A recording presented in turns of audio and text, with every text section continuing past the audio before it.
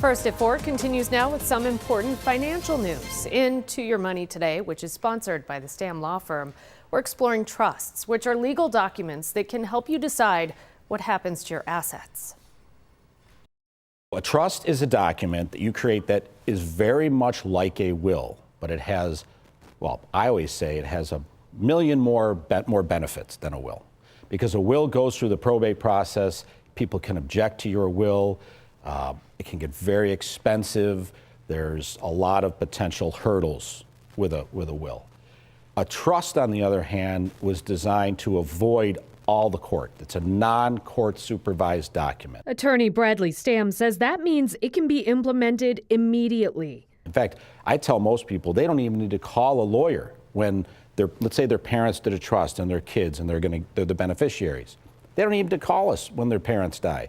Everything's in the trust, and it's right there. They can implement it. There's a section that says, hey, we get everything divide by 2 or divide by 3.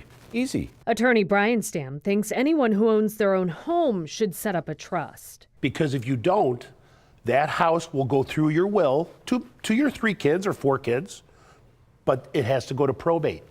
And if you have to go to probate, that costs approximately 7% of your asset. So if you have a $300,000 house, that's about a $20,000 probate problem. You can do a trust for a quarter of that. There are also revocable and irrevocable trusts. People love to use the word, I want a living trust. That's kind of a revocable living trust because you're still in charge of the money, you're still in charge of the asset. If it's your house, if it's your business, you're fully in control. Okay. It keeps everything out of probate, which is so important because we had talked about that before. But you're still in charge of it. So it doesn't protect any of those assets, but it gives you flexibility. Okay.